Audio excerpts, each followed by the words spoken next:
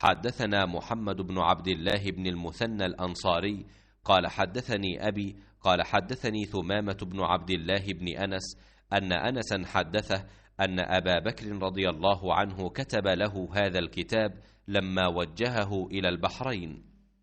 بسم الله الرحمن الرحيم، هذه فريضة الصدقة التي فرض رسول الله صلى الله عليه وسلم على المسلمين، والتي أمر الله بها رسوله، فمن سئلها من المسلمين على وجهها فليعطها، ومن سئل فوقها فلا يعطي، في 24 من الإبل فما دونها من الغنم من كل 5 شاة، فإذا بلغت 25 إلى 35 ففيها بنت مخاض أنثى، فإذا بلغت 36 إلى 45 ففيها بنت لبون أنثى،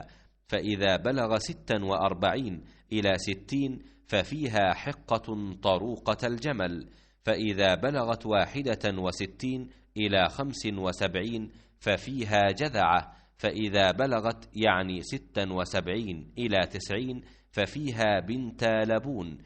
فإذا بلغت 91 إلى 20 و100 ففيها حقتان طروقة الجمل، فإذا زادت على 20 و100 ففي كل 40 بنت لبون، وفي كل 50 حقة. ومن لم يكن معه إلا 4 من الإبل فليس فيها صدقة إلا أن يشاء ربها، فإذا بلغت 5 من الإبل ففيها شاة، وفي صدقة الغنم في سائمتها إذا كانت 40 إلى 20 و100 شاة، فإذا زادت على 20 و100 إلى 200 شاتان، فإذا زادت على 200 إلى 300 ففيها 3، فإذا زادت على 300 ففي كل 100 شاة، فإذا كانت سائمة الرجل ناقصة من 40 شاة واحدة فليس فيها صدقة إلا أن يشاء ربها، وفي الرقة ربع العشر، فإن لم تكن إلا 90 و100 فليس فيها شيء إلا أن يشاء ربها۔ ثمامہ بن عبداللہ بن انس نے بیان کیا، ان سے انس بن مالک رضی اللہ عنہ نے کہ ابو بکر رضی اللہ عنہ نے جب انہیں بحرین کا حاکم بنا کر بھیجا تو ان کو یہ پروانہ لکھ دیا: شروع اللہ کے نام سے جو بڑا مہربان نہایت رحم کرنے والا ہے۔ یہ زکوٰۃ کا وہ فریضہ ہے جسے رسول اللہ صلی اللہ علیہ وسلم نے مسلمانوں کے لیے فرض قرار دیا ہے، اور رسول اللہ صلی اللہ علیہ وسلم کو اللہ تعالی نے اس کا حکم دیا، اس لیے جو شخص مسلمانوں سے اس پروانے کے مطابق زکوٰۃ مانگے تو مسلمانوں کو اسے دے دینا چاہیے، اور اگر کوئی اس سے زیادہ مانگے تو ہرگز نہ دے۔ 24 یا اس سے کم اونٹوں میں ہر 5 اونٹ پر 1 بکری دینی ہوگی، 5 سے کم میں کچھ نہیں، لیکن جب اونٹوں کی تعداد 25 تک پہنچ جائے تو 25 سے 35 تک 1 برس کی اونٹنی واجب ہوگی جو مادہ ہوتی ہے۔ جب اونٹ کی تعداد 36 تک پہنچ جائے تو 36 سے 45 تک 2 برس کی مادہ واجب ہوگی۔